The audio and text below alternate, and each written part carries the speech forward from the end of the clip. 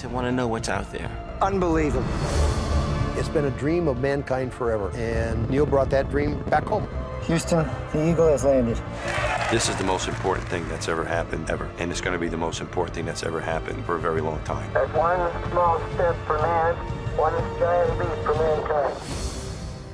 If you could just talk a little bit about the week leading up to the moon landing. What was it like to be obviously his son, and what was it like to be following it from home?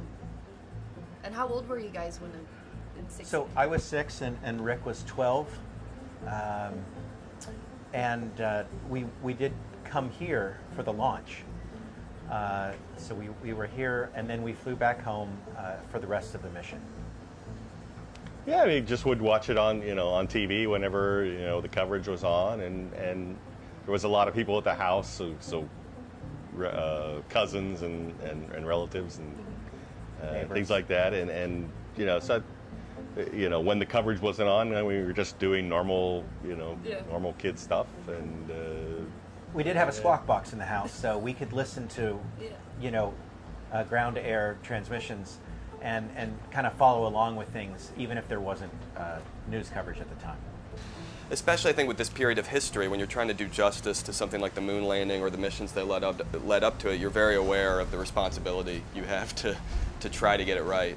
So they would create these sequences that we would project on the big LED screen that you probably saw, in front of which we had these full-scale replicas, really exact replicas of the space capsules, like the Gemini, the Apollo, the LEM.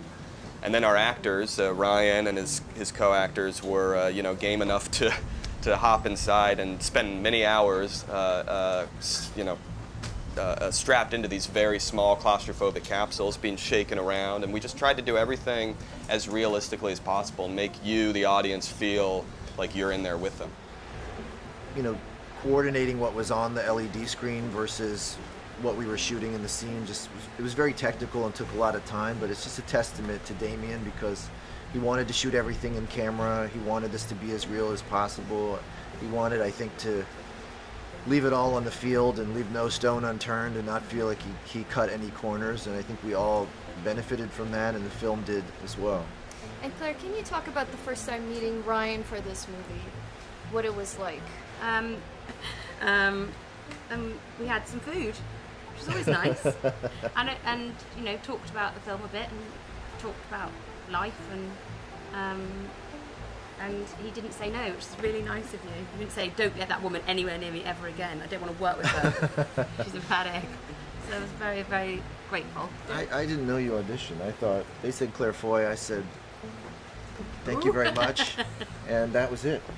Well, also, you guys have a lot of emotional scenes, and I would like to know, as an actor, what do you do to get into the mindset of a character like that for both of you? Yeah, it was it was just a process. It wasn't about having it be any one way. It was structured in a way so that we could explore many different directions for the way that the scene would go, and there was never a pressure to have it be any one thing, but truthful, and the only way to find that out is to get in there and make mistakes, and luckily you're working with someone like Damien and Claire, who's okay when you make mistakes, and it just becomes this process, and you get where you get. We see a lot of our mother in Claire in her portrayal, and it's beautiful. It really is. I think if you want to get to know our mother and father, you really need to talk to their friends, people that they spent a lot of time with. And so we directed Ryan to friends of Dad's, not just other astronauts, but people that he knew in business or people that were neighbors. And for Claire, we certainly directed her to some of the astronaut wives with whom our mother was closest.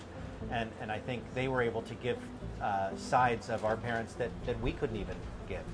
Yeah. I know it's really hard to put this in a soundbite, but if you could just give us an idea of what your dad was like.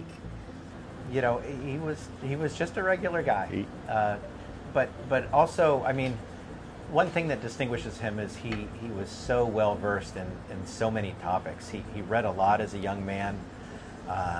He actually, we have this little thing that he got in first grade that says he read 90 books in the first grade. Oh, wow. And so that shows he had an appetite for knowledge, and I think that served him very well throughout his life.